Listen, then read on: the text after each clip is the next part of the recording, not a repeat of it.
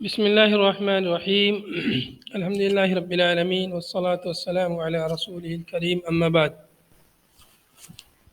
قال الله سبحانه وتعالى في القرآن المجيد: شهر رمضان الذي أنزل فيه القرآن هدى للناس وبينات من الهدى والفرقان فمن شهد منكم الشهر فليصمه ومن كان مريضا أو على سفر فعدة من أيام أخر يريد الله بكم اليسر ولا يريد بكم العسر ولتكملوا العدة ولتكبروا الله على ما هداكم ولعلكم تشكرون. قال المؤلف رحمه الله: تلك الأيام شهر رمضان الذي انزل فيه القرآن، یہ ایام رمضان کے مہینے کے ہیں. تلک الایام شہر رمضان، یہ دن جن کا ذکر چل رہا ہے یہ رمضان کے مہینے کے دن ہیں. روزہ کے جو ایام ہیں یہ رمضان کے مہینے کے ایام ہیں. کون سا مہینہ؟ الذی انزل فیہ القرآن، جس مہینے میں قرآن پاک نازل کیا گیا. جس مہینے میں قرآن پاک نازل کیا گیا، یعنی یہ مہینہ ایسا ویسا مہینہ نہیں ہے جس میں تمہیں روزہ رکھنے کا حکم ہے، بلکہ یہ وہ مہینہ ہے جس میں قرآن پاک نازل کیا گیا. قرآن پاک کب نازل ہوا؟ قرآن پاک نبی پاک صلی اللہ علیہ وسلم کے اوپر تقریباً 23 سال کی مدت میں آپ پر نازل ہوا. تو یہاں پر جس نزول کا ذکر ہے وہ لوح محفوظ سے آسمان دنیا کی طرف ہے. قرآن پاک کو اللہ تعالیٰ نے لوح محفوظ سے سمائے دنیا کی طرف لیلۃ القدر میں نازل فرمایا. من اللوح المحفوظ الی السماء الدنیا، لوح محفوظ سے اللہ تعالیٰ نے قرآن پاک کو آسمان دنیا کی طرف نازل فرمایا لیلۃ القدر میں. لیلۃ القدر کب ہوتی ہے؟ رمضان کے آخری عشرے میں. آخری عشرے کی طاق راتوں میں لیلۃ القدر ہوتی ہے. تو لیلۃ القدر میں اللہ تعالیٰ نے قرآن پاک کو نازل فرمایا. منہ یعنی رمضان کی جو لیلۃ القدر ہے. تو معلوم ہوا کہ قرآن پاک رمضان المبارک کے مہینے میں نازل ہوا ہے. اس وجہ سے اس مہینے کی زیادہ فضیلت ہے، اور جس عشرے میں نازل ہوا اس عشرے کی تینوں عشروں میں زیادہ فضیلت ہے. جس رات میں نازل ہوا اس رات کی سال بھر کی تمام راتوں پر زیادہ فضیلت ہے. تو اس طرح سے اللہ رب العالمین کا ایک بہت عظیم فضل اور احسان ہے اس امت پر کہ اللہ تعالیٰ نے اس امت کو اتنا فضیلت اور برکت والا مہینہ عطا فرمایا. اور اس قرآن پاک کی برکت سے اللہ تعالیٰ نے اس مہینے کو بھی بابرکت بنا دیا. اور یہ قرآن پاک جس نبی پر نازل ہوا اس نبی کو اللہ تعالیٰ نے سید الانبیاء بنا دیا. اس کتاب کو بھی تمام کتابوں پر فضیلت والی کتاب بنا دیا. اور جس امت کے لیے کتاب بھیجی گئی اس کی امت کو بھی اللہ تعالیٰ نے اشرف الامت بنا دیا، خیر الامم بنا دیا. تو غرض یہ کہ قرآن پاک کی برکت سے اور بے شمار برکتیں ہمارے اوپر نازل ہوتی ہیں. ہدی للناس، ہدن یہ حال واقع ہے. حالت اس کی یہ ہے کہ یہ سراپا ہدایت ہے لوگوں کے لیے. اس حال میں کہ قرآن پاک ہدایت ہے للناس لوگوں کے لیے. ہادین ہدایت دینے والا، من الضلالۃ گمراہی سے. ہدن کو قرآن کی صفت نہیں مانا اس لیے کہ قرآن معرفہ ہے، ہدن نکرہ ہے، تو اس لیے کہا کہ ہدن یہ حال ہے. ہدن حال واقع ہے، ہادین کے معنی میں ہے ہدایت دینے والا. من الضلالۃ ضلالت سے. ہدایت کن کو دینے والا ہے؟ للناس لوگوں کو. یہ نہیں کہا للمسلمین للمؤمنین، بلکہ فرمایا للناس تمام لوگوں کے لیے. معلوم ہوا کہ قرآن پاک صرف مسلمانوں کی کتاب نہیں ہے، قرآن پاک تمام لوگوں کی کتاب ہے. دنیا جہاں کے تمام لوگوں کی کتاب ہے قرآن پاک. قرآن پاک کو یہ کہنا کہ یہ صرف مسلمانوں کی کتاب ہے درست نہیں ہے، بلکہ قرآن پاک تمام لوگوں کی کتاب ہے. ہاں، مسلمانوں کی کتاب اس اعتبار سے کہ مسلمان اس پر عمل کرتے ہیں، مسلمان اس کی عزت کرتے ہیں، اس کا احترام کرتے ہیں.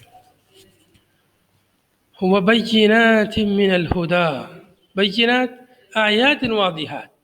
قرآن پاک آیات واضحات کھلی ہوئی آیتیں، واضح آیتیں ہیں، من الہدا ہدایت کی، ہدا مما یہدی الی الحق من الاحکام، جو رہنمائی کرتا ہے حق کی طرف احکام میں سے، یعنی برحق احکام کی طرف قرآن پاک کی آیتیں رہنمائی کرتی ہیں۔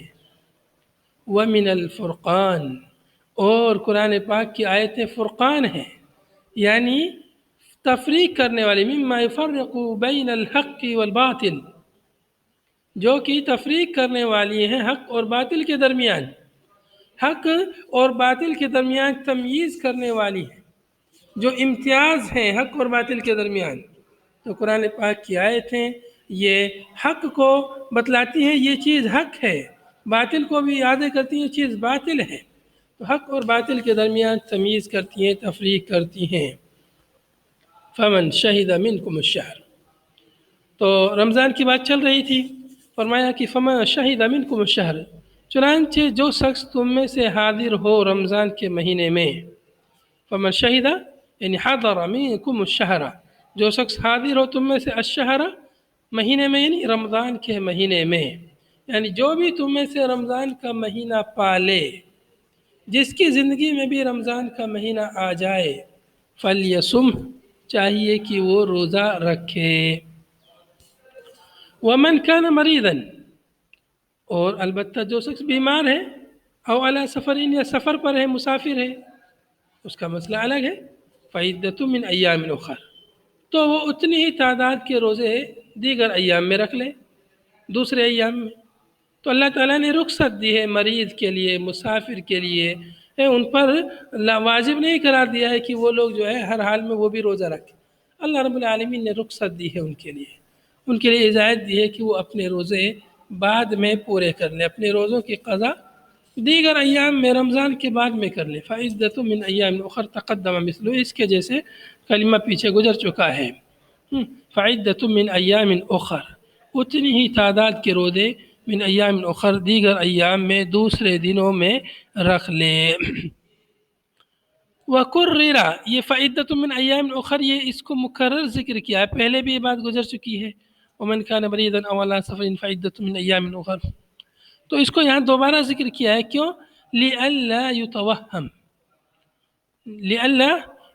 نسخہ بتعمیم من شہدہ، تاکہ من شہدہ کے عموم سے اس کے منسوخ ہونے کا وہم نہ رہے۔ یہاں پر آیا من شہد منکم الشہر، فمن شہد منکم الشہر، تو یہ جو حکم آیا کہ جو بھی تم میں سے رمضان کا مہینہ پالے، جو بھی حاضر ہو جائے، تو اس کا مطلب یہ کہ جو بھی حاضر ہو، چاہے مریض ہو، بیمار ہو، مسافر ہو، کوئی بھی ہو، اس کو روزہ رکھنا ہے۔ تو اگر یہ بات یہاں نہیں ہوتی، ومن کان مریضا او علی سفر فعدۃ من ایام اخر، تو یہاں پر یہ بات ہوتی کہ یہ بات پیچھے گزر چکی ہے اور یہ آیت بعد میں نازل ہوئی ہے، تو اس بعد والی آیت نے اس حکم کو منسوخ کر دیا ہے، ایسا وہم پیدا ہوتا، لیکن اس تاکہ وہ وہم پیدا نہ ہو اس لیے اس کو دوبارہ ذکر کیا ہے، ومن کان مریضا او علی سفر فعدۃ من ایام اخر، کہ جو شخص مریض ہے یا مسافر ہے وہ دیگر ایام میں اپنا روزہ رکھ لے، اپنے روزوں کی تعداد پوری کر لے۔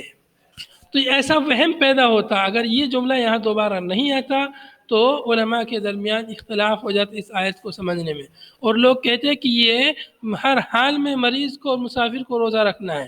کیوں؟ اس لیے کہتے ہیں کہ یہاں پر یہ جو بات پیچھے گزری ہے تو یہ بات جو ہے یہ فمن کان منکم حین شہودہ مریضا او علی سفر مسافرا سفر القصر، تو لوگ کہتے ہیں کہ یہ آیت تو پہلے کی آیت ہے، اس آیت کا یہ حکم منسوخ ہو چکا ہے، اس لیے کہ یہ آیت بعد کی آیت ہے، اس آیت نے اس کے عموم نے اس کو منسوخ کر دیا ہے، ایسا وہم پیدا ہوتا، تاکہ وہ وہم پیدا نہ ہو اس لیے اس کو مکرر یعنی دوبارہ اس کو ذکر کیا ہے۔ وَقُرِّرَ، اس آیت کو ومن کان مریضا او علی سفر فعدۃ من ایام اخر، اس جملے کو مکرر ذکر کیا، کیوں؟ لئلا یتوہم نسخہ، تاکہ اس کے منسوخ ہونے کا وہم نہ ہو، کس سے؟ بتعمیم من شہدہ، من شہیدہ کے عموم سے، من شہیدہ جو بھی حاضر ہو رمضان کے مہینے میں، یعنی جس کو بھی رمضان کا مہینہ پالے، جو بھی رمضان کا مہینہ پالے وہ کیا کرے؟ روزہ رکھے۔ اب جو بھی پالے، چاہے وہ بیمار ہو، چاہے وہ مسافر ہو، چاہے وہ مرضیہ ہو، حاملہ ہو، کوئی بھی ہو، سب اس عموم میں داخل ہو جاتے ہیں۔ تو اس عموم سے اس کو الگ کرنے کے لیے کہ تاکہ یہ مریض اور مسافر یہ اس عموم سے الگ ہیں۔ مریض بیمار آدمی ہے، اگر وہ نہیں رکھ سکتا ہے روزہ تو وہ بعد میں رکھ لے۔ مسافر آدمی ہے، اس کے لیے بھی شریعت نے رخصت دی ہے، شرط یہ کہ سفر جو ہے شرعی سفر ہو جس میں نماز قصر ہوتی ہے۔ یرید اللہ بکم اليسر ولا یرید بکم العسر، اللہ تعالیٰ تمہارے ساتھ آسانی کا معاملہ کرنا چاہتا ہے۔ یرید اللہ بکم اليسر، اللہ تعالیٰ تمہارے ساتھ آسانی چاہتا ہے۔ ولا یرید بکم العسر، اللہ تعالیٰ تمہارے ساتھ مشکل نہیں چاہتا کہ تمہیں ہر حال میں روزہ رکھنا ہے، چاہے سفر ہو یا بیماری ہو، کچھ بھی ہو، نہیں، اللہ تعالیٰ تمہارے ساتھ آسانی کا معاملہ فرما رہا ہے۔ تو اللہ تعالیٰ نے ہمارے لیے ہر الدین یسر، دین آسان ہے، مشکل نہیں ہے۔ نماز ہے، روزہ ہے، دیگر عبادتیں ہیں، ہر عبادت میں اللہ تعالیٰ نے ہماری استطاعت کا خیال رکھا ہے۔ اگر ہمارے اندر استطاعت نہیں ہے تو اللہ تعالیٰ نے ہمیں مکلف نہیں کیا ہے، استطاعت ہے تو اللہ تعالیٰ نے مکلف کیا ہے۔ اللہ تعالیٰ کس قدر اپنے بندوں کا خیال رکھتا ہے، کس قدر خیال رکھتا ہے کہ ان کی حالتوں کے حساب سے ان کے اوپر احکامات کو واجب اور فرض قرار دیتا ہے، ورنہ ان کو منسوخ کر دیتا ہے، ورنہ ان کے لیے اس میں رخصت دے دیتا ہے کہ اگر ابھی تمہیں طاقت نہیں ہے تو بعد میں رکھ لو۔ تو اللہ تعالیٰ ہمارا اتنا خیال رکھتا ہے، تو ہم کیوں نہ خیال رکھیں اللہ تعالیٰ کے احکامات کا؟ تو ہم کو بھی اللہ کے احکامات کا خیال رکھتے ہوئے ان کو بجا لانا چاہیے۔ وَلِذَا أَبَاحَ لَكُمْ الْفِطْرَ فِي الْمَرَضِ وَالسَّفَرِ، اور یہی وجہ ہے، اللہ تعالیٰ آسانی کرنا چاہتا ہے تمہارے ساتھ، مشکل نہیں چاہتا۔ تو یہی وجہ ہے کہ اللہ تعالیٰ نے تمہارے لیے بیماری کی حالت میں، سفر کی حالت میں فطر کو مباح قرار دیا ہے۔ فطر یعنی روزہ نہ رکھنے کو مباح قرار دیا ہے، یا روزہ یعنی سفر میں آدمی یا بیمار ہو گیا ہے تو آدمی افطاری کر سکتا ہے، روزہ نہ رکھے، روزہ مکمل نہ کرے۔ اگر اس نے روزہ توڑ دیا بیماری کی حالت میں یا سفر کی حالت میں تو اس پر کوئی گناہ نہیں ہے، روزہ توڑنے کی وجہ سے اس پر کوئی گناہ نہیں ہے اگر روزہ افطار کر لیا سفر کی حالت میں۔ اللہ کے نبی صلی اللہ علیہ وسلم نے حجۃ الوداع کے موقع پر جو ہے ایک حجۃ الوداع یا جو ہے فتح مکہ کے موقع پر نبی صلی اللہ علیہ وسلم نے روزے سے تھے اور اونٹنے پہ بیٹھ کر آپ صلی اللہ علیہ وسلم نے دن میں اپنا روزہ توڑ دیا تھا تاکہ سب لوگوں کو پتہ چل جائے کہ سفر میں روزہ رکھنا درست نہیں ہے یا سفر میں روزہ نہ رکھنے کی رخصت ہے۔ وَلِكَوْنِ ذَلِكَ فِي مَعْنَى الْإِلَّةِ، لیکن اگر کوئی شخص استطاعت رکھتا ہے سفر میں روزہ رکھنے کی رکھ سکتا ہے، لیکن اگر کسی کے لیے مشقت پریشانی ہے تو نہ رکھنا اس کے لیے بہتر ہے، اگر استطاعت ہے آسانی ہے تو رکھنا اس کے لیے بہتر ہے۔ بہرحال یہ رخصت ہے اس میں اللہ کی طرف سے۔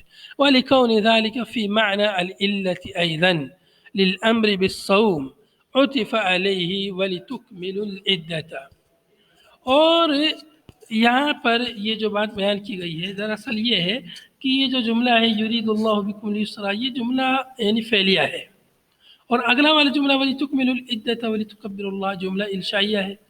تو کہہ رہے ہیں کہ جملہ انشائیہ کا جملہ فعلیہ پر عطف درست نہیں ہے، تو اس اعتراض کے جواب یہاں پر مؤلف نے دیا ہے وَلِكَوْنِ ذَلِكَ، اور اس لیے کہ یہ جو جملہ ہے یرید اللہ بکم اليسر یہ جملہ علت کے معنی میں ہے، یہ جملہ بھی علت کے معنی میں للامر بالصوم، امر بالصوم کی، امر بالصوم یہاں پر ہے فمن شہید منکم الشہر فلیصم، فلیصم کیا ہے؟ امر بالصوم ہے، چاہیے کہ وہ روزہ رکھے۔ اب روزہ رکھنے کا حکم ہے، اس کی علت کیا ہے؟ اور آگے کہا ومن کان مریضا او علی سفر، جو بیمار ہو مسافر ہے تو دیگر ایام میں روزہ رکھ لے۔ کیوں یہ حکم ہوا ہے؟ یہ دراصل اللہ تعالیٰ تمہارے ساتھ آسانی کرنا چاہتا ہے، اس کی یہ وجہ ہے، علت ہے۔ تو یہ علت کے معنی میں ہے یہ جملہ یرید اللہ، گرچہ یہ فعلیہ ہے لیکن علت کے معنی میں ہے۔ اور اگلا جملہ وَلِتُكْمِلُوا یہ بھی علت کے معنی میں، تو علت کے جملے کو علت پر عطف کرنا جائز ہے، علت کو علت پر عطف کرنا جائز ہے۔ تو وہی کہا وَلِكَوْنِ ذَلِكَ فِي مَعْنَى الْإِلَّةِ، اس لیے کہ یہ جملہ یرید اللہ بکم اليسر آخر تک یہ جملہ کیا ہے؟ علت کے معنی میں ہے۔ للامر بالصوم، روزہ رکھنے کے حکم کی، روزہ رکھنے کا حکم ہے اور یہ لوگ مستثنیٰ ہیں، تو روزہ رکھنے کے حکم کی یہ علت ہے، اسی لیے عطف علیہ، اس پر عطف کیا گیا ہے وَلِتُكْمِلُوا کو، اس پر عطف کیا گیا ہے عطف علیہ وَلِتُكْمِلُوا، اور اس پر عطف کیا گیا ہے وَلِتُكْمِلُوا کو۔ اب وَلِتُكْمِلُوا کا معنی کیا ہے؟ بالتخفیف والتشدید، وَلِتُكْمِلُوا وَلِتُكَمِّلُوا العدۃ، ان عدۃ صوم رمضان، رمضان کے روزے کی تعداد کو تاکہ تم مکمل کرو۔ یعنی اگر رمضان میں نہیں رکھ پا رہے ہو، بیمار ہو، سفر میں ہو، تو کیا کرو؟ بعد فعدۃ من ایام اخر، دیگر ایام، تو اللہ تعالیٰ یہ تمہارے ساتھ آسانی کرنا چاہتا ہے، بعد میں رکھ لو۔ کیوں بعد میں رکھ لو؟ تاکہ تم عدت، تعداد، رمضان کے روزے کی جو تعداد ہے اس کو مکمل کر لو، ورنہ تم اس تعداد سے محروم ہو جاؤ گے، اس فضیلت سے، اس ثواب سے، تاکہ وہ ثواب ہے جو رمضان کے روزوں کا اس کو بعد میں حاصل کر لو، اور وہ فرضیت جو تمہارے اوپر تھی وہ ختم ہو جائے روزوں کو، فرضیت کو ادا کر کے۔ وَلِتُكْمِلُوا الْعِدَّةَ، اور تاکہ تم مکمل کر لو اس تعداد کو جو رمضان کے روزوں کی تعداد ہے۔ اگر سفر یا بیماری کی وجہ سے روزہ رمضان میں نہیں رکھ پائے ہو تو تاکہ تم اپنے روزوں کی تعداد کو بعد میں مکمل کر لو۔ وَلِتُكَبِّرُوا اللَّهَ عِنْدَ إِكْمَالِهَا، اور تاکہ کیوں روزوں کو فرض کیا یہ رمضان کے روزوں کو؟ تاکہ تم اللہ کی تکبیر بیان کرو عند اکمالها، اس کے مکمل ہونے کے وقت، رمضان کے روزوں کے مکمل ہونے کے وقت اللہ کی تکبیر بیان کرو۔ رمضان کے روزے جب مکمل ہوتے ہیں تو عید کا چاند دیکھ جاتا ہے اور پھر لوگ تکبیر پڑھتے ہیں، اللہ اکبر اللہ اکبر لا الہ الا اللہ اللہ اکبر وللہ الحمد، وَلِتُكَبِّرُوا اللَّهَ عَلَى مَا هَدَاكُمْ، اور تاکہ تم اللہ کی بڑائی بیان کرو اعلیٰ اس پر جو اس نے تمہاری رہنمائی فرمائی، تمہیں ہدایت دی، اس بنیاد پر کہ اس نے تمہیں ہدایت دی ہے، اس لیے تم اللہ کی بڑائی بیان کرو۔ ارشدکم لمعالم دینہ، اپنے دین کے معالم، دین کے شعائر، دین کی نشانیوں کی طرف اس نے تمہاری رہنمائی فرمائی، اس لیے تم اس کی تکبیر بیان کرو، اس کی بڑائی بیان کرو۔ وَلَعَلَّكُمْ تَشْكُرُونَ، اور تاکہ تم شکر ادا کرو اللہ کا علی ذالک، اس پر، ان عظیم نعمتوں پر اللہ تعالیٰ نے رمضان کا بابرکت مہینہ عطا فرمایا ہے، اس میں قرآن جیسی عظیم کتاب نازل فرمائی ہے، اور اس کی نہ جانے کتنی فضیلتیں ہیں جس کو آپ سب لوگ رمضان کے مہینے میں سنتے سناتے رہتے ہیں۔ تو ان نعمتوں پر اللہ تعالیٰ کا تاکہ تم شکر ادا کرو، اس لیے اللہ تعالیٰ نے یہ رمضان کا مہینہ تمہیں عطا فرمایا ہے۔ اب یہاں پر روزوں کی بات چل رہی تھی، روزوں کے بیچ میں اب اگلی آیت میں اللہ تعالیٰ نے دعا سے متعلق کچھ احکامات بیان فرمائے ہیں، چونکہ رمضان کا، روزوں کا اور دعا کا ایک گہرا ربط ہے، تعلق ہے، تو رمضان کے روزوں کے بیچ میں یہاں پر دعا کا ایک مسئلہ اللہ تعالیٰ نے بیان فرمایا ہے۔ دیکھیں، وَسَأَلَ جَمَاعَةٌ النَّبِيَّ صلی اللہ علیہ وسلم، ایک جماعت نے نبی صلی اللہ علیہ وسلم سے سوال کیا، استفسار کیا، مسئلہ پوچھا، اقریب ربنا فنناجیہ، کیا ہمارا رب قریب ہے؟ اگر قریب ہے فنناجیہ، تو ہم اس سے مناجات کریں، چپکے چپکے اس سے دعا کریں، ام بعید، یا ہمارا رب قریب ہے، بعید ہے، دور ہے، ام بعید، یا دور ہے، دور ہے تو ہم کیا کریں؟ فننادیہ، تو ہم اسے پکاریں، جو دور ہوتا ہے اس کو پکارتے ہیں لوگ بلند آواز سے، جو قریب ہوتا ہے تو اس سے چپکے چپکے سے بات کرتے ہیں۔ تو لوگوں نے سوال کیا، ہمارا رب اللہ تعالیٰ ہم سے قریب ہے کہ دور ہے؟ ہمارا رب، چونکہ انہیں پتا تھا کہ رب تو اللہ تعالیٰ تو عرش کے اوپر ہے، اللہ تعالیٰ ہر جگہ نہیں ہے، ہر کنکر میں، ہر پتھر میں اللہ تعالیٰ نہیں ہے، ہر شجر میں اللہ نہیں ہے، اللہ کی ذات تو عرش کے اوپر ہے، تو وہ اتنا دور ہے عرش کے اوپر، ساتوں آسمانی کے اوپر، اتنا دور ہو کر وہ دور ہی ہے یا قریب بھی ہے؟ تو یہ سوال تھا۔ اس کا جواب ایک دوسری آیت میں بھی نحن اقرب الیہ من حبل الورید، ہم تمہاری شہرک سے بھی زیادہ قریب ہیں۔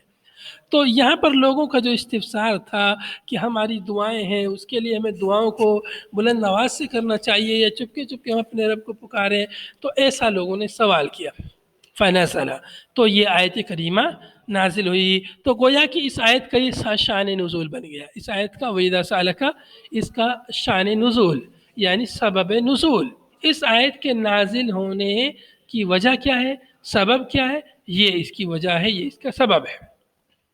وَإِذَا سَأَلَكَ عِبَادِي، اور جب سوال کریں آپ سے میرے بندے، سألہ کا ماضی کا صیغہ، جب آپ سے سوال کیا میرے بندوں نے، انی میرے بارے میں ہے، فإنی قریب ہے، فإنی قریب، تو آپ کہہ دیجئے کہ میں قریب ہوں۔ قل کا لفظ یہاں پہ نہیں ہے، قل فإنی قریب ایسا نہیں کہا، کیوں نہیں کہا اس کی بھی علماء نے وجہ بیان فرمائی ہے۔ دیگر جو آیتیں ہیں وَيَسْأَلُونَكَ عَنِ الْخَمْرِ وَالْمَيْسِرِ قُلْ فِيهِمَا إِثْمٌ كَبِيرٌ، قل وَيَسْأَلُونَكَ قل، اس طرح سے ہر جگہ پر ہے کہ جہاں پر بھی یہ آیا ہے وَيَسْأَلُونَكَ، وہ آپ سے سوال کرتے ہیں تو آپ کہہ دیجئے اس کا جواب ایسا ایسا ہے، لیکن یہاں پر قل کا لفظ نہیں آیا ہے۔ اس کی وجہ کیا ہے؟ اس کی وجہ علماء نے یہ بیان فرمائی ہے کہ یہاں دعا کا مسئلہ ہے، اور دعا اللہ سے ڈائریکٹ ہوتی ہے، دعا ڈائریکٹ اللہ سے ہوتی ہے، اس میں بیچ میں کسی کا واسطہ وسیلہ نہیں ہوتا۔ اس لیے اللہ تعالیٰ نے جب دعا کا مسئلہ بیان فرمایا قرآن پاک میں، تو وہاں پر لفظ کل کا واسطہ بھی اللہ تعالیٰ نے اختیار نہیں فرمایا کہ دعا مجھ سے ڈائریکٹ ہوتی ہے میرے اور بندے کے درمیان، یعنی اللہ تعالیٰ وہ یہ فرما رہا ہے کہ میرے اور بندے کے درمیان بیچ میں کوئی اور نہیں ہونا چاہیے، میرا بندہ مجھ سے ڈائریکٹ دعا کرے، مجھ کو ڈائریکٹ مخاطب کرے۔ وہ اللہ تعالیٰ یہ یہاں پر پیغام دینا چاہتا ہے، وَإِذَا سَأَلَكَ عِبَادِي، اور جب آپ سے میرے بندے نے سوال کیا، میرے بندوں نے آپ سے میرے بارے میں، عنی میرے بارے میں سوال کیا، یا جب میرے، یا ہم اس کا ترجمہ حال کا ترجمہ کر سکتے ہیں مستقبل کا، کہ جب میرے بندے میرے بارے میں سوال کریں تو اس کا جواب کیا ہے، تو سن لو، فإنی قریب، میں قریب ہوں، منہم ان سے، کیسے قریب ہوں، بعلمی، میرے علم کے ذریعے، بعلمی، کیسے قریب ہوں، بعلمی، علم کے ذریعے، ایسا نہیں کہ ذات کے ذریعے، ہر انسان کے اندر اللہ ہے ایسا نہیں ہے، ہر شخص میں، ہر چیز میں اللہ ہے ایسا نہیں ہے، اللہ کی ذات عرش کے اوپر مستوی ہے، لیکن اس کا علم، اس کی قدرت، اس کی طاقت ہر جگہ ہے۔ یہ دنیا اس سے دور نہیں ہے، کوئی انسان اس سے دور نہیں ہے۔ اللہ تعالیٰ ساتوں آسمانوں کے اوپر چاہے ہمارے اعتبار سے کتنا بھی دور ہو، لیکن اللہ کے لیے ہمارا جو ہے زمین پر ہونا یا کہیں بھی ہونا، یہ اللہ کے لیے دور نہیں ہے، اللہ کے لیے ہم سب قریب ہیں، اور جب اللہ کے لیے ہم سب قریب ہیں تو اللہ بھی ہمارے لیے قریب ہے، تو اللہ ہم سے دور نہیں ہے۔ فَأَخْبِرْهُمْ بِذَلِكَ، اے نبی صلی اللہ علیہ وسلم آپ انہیں اس کی خبر دے دیجئے، اے نبی صلی اللہ علیہ وسلم آپ انہیں اس چیز کی خبر دے دیجئے، میرا رب دور نہیں ہے تم سے، میرا رب قریب ہے۔ آگے اللہ نے فرمایا اجیبو دعوت الداعی اذا دعانی، اجیبو میں جواب دیتا ہوں، میں جواب دیتا ہوں، دعوت الداعی دعا کرنے والے کی دعا کا، دعا کرنے والے کی دعوت کا جواب دیتا ہوں، یعنی دعا کرنے والے کی دعا کو قبول کرتا ہوں۔ اجیبو دعوت الداعی کا صاف مفہوم کیا ہے، میں دعا کرنے والے کی دعا کو قبول کرتا ہوں، کب، اذا دعانی، جب وہ مجھ سے دعا کرے، دعانی تھا اصل میں، تخفیف کے لیے یہ حذف کر دیا ہے، داعی تھا اصل میں تو یا کو آخر سے حذف کر دیا دونوں میں تخفیف کے لیے۔ اجیب دعوت الداعی اذا دعانی، جب دعا کرنے والا مجھ سے دعا کرتا ہے تو میں اس کی دعا کو قبول کرتا ہوں، بِإِنَالَتِهِ مَا سَأَلَ، بِإِنَالَتِهِ نالا ہے، اب اس کی انالے کی جو اس نے سوال کیا، انالے کے ذریعے، پکار کے ذریعے، بند ہو گیا ہے نیٹ تو، بِإِنَالَتِهِ مَا سَأَلَ فَلْيَسْتَجِيبُوا لِي دُعَائِي بِالطَّاعَةِ، بس چاہیے کہ وہ بھی میری دعا، میری پکار کا جواب دیں اطاعت کے ذریعے۔ اللہ تعالیٰ بھی اطاعت اور فرما برداری کا حکم دیتا ہے، تو اللہ تعالیٰ کے حکم کو بجا لائے کیسے؟ اطاعت کے ذریعے۔ فَلْيَسْتَجِيبُوا لِي دعائی بالطاعتی، چاہیے کہ وہ بھی میری دعا، میری پکار کا جواب دے، میری پکار کو قبول کریں اطاعت کے ذریعے۔ اللہ تعالیٰ کی پکار قرآن پاک میں، اللہ تعالیٰ کا منادی ہر وقت 5 وقت کی نماز کے لیے ندا دیتا ہے، بلاتا ہے، پکارتا ہے، تو اس کے لیے بھی انسان کو چاہیے کہ وہ اس کا جواب دے، اس کو قبول کرے اور جواب دیتے ہوئے نماز پڑھنے جائے۔ وَلْيُؤْمِنُوا يُدِيمُوا الْإِيمَانِ، اور چاہیے کہ وہ ایمان لائیں بھی مجھ پر، یعنی ایمان پر مداومت اختیار کریں۔ وَلْيُؤْمِنُوا، چونکہ مسلمانوں سے متعلق بات ہے، وَلْيُؤْمِنُوا بھی، اور چاہیے کہ مجھ پر ایمان لائیں، یعنی مجھ پر ایمان جو لائے ہوئے اس ایمان پر مداومت اختیار کریں، ہمیشہ ایمان کی حالت میں رہیں۔ لعلہم یرشدون یہتدون، تاکہ وہ ہدایت پا جائیں، لعلہم یرشدون، تاکہ وہ رہنمائی پائیں۔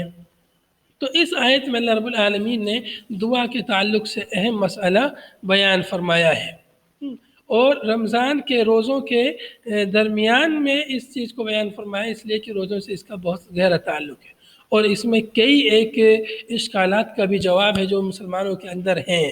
جو لوگ کہتے ہیں کہ دعا میں وسیلے کی ضرورت ہے، بغیر وسیلے کی دعا قبول نہیں ہوتی یا اچھی نہیں ہوتی، ان لوگوں کا بھی جواب ہے۔ دیکھیے اللہ تعالیٰ نے یہاں دعا کا مسئلہ واضح الفاظ میں بیان فرمایا ہے کہ جب میرے بندے میرے بارے میں مجھ سے سوال کریں تو میں قریب ہوں۔ اللہ نے وعدہ کر دیا میں قریب ہوں، مطلب جو قریب ہوتا ہے اس میں واسطے وسیلے کی ضرورت نہیں ہوتی ہے، واسطے وسیلے کی ضرورت وہاں ہوتی ہے جو دور ہو۔ جو قریب ہو آپ کے، بالکل آپ کے قریب ہے، تو کیا آپ اس سے جب کوئی مسئلہ حل کرائیں گے تو بیچ میں واسطہ وسیلہ لگائیں گے؟ اگر واسطہ وسیلہ لگایا آپ نے تو وہ ناراض ہو جائے گا۔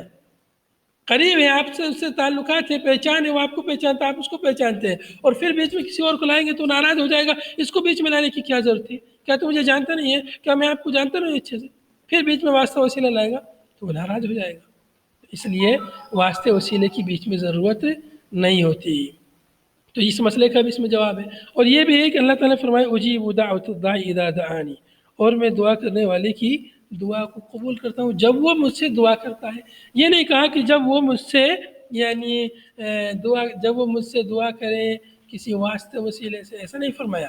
اذا دعانی، جب وہ مجھے پکارے، جب وہ مجھے پکارے، یہ نہیں کہا کہ جب وہ رسول اللہ صلی اللہ علیہ وسلم کو پکارے یا شیخ عبد القادر جیلانی کو پکارے تو میں اس کی دعا قبول کروں گا، یا شیخ عبد القادر جیلانی کا واسطہ لگائے یا نبی صلی اللہ علیہ وسلم کا واسطہ وسیلہ لگائے تب دعا قبول کروں گا، ایسا نہیں فرمایا، بلکہ فرمایا اذا دعانی، جب وہ مجھے پکارے، جب وہ مجھ سے دعا کرے تو میں اس کی دعا کو قبول کروں گا۔ هذا وصلى الله وسلم على نبينا محمد وعلى آله وصحبه أجمعين.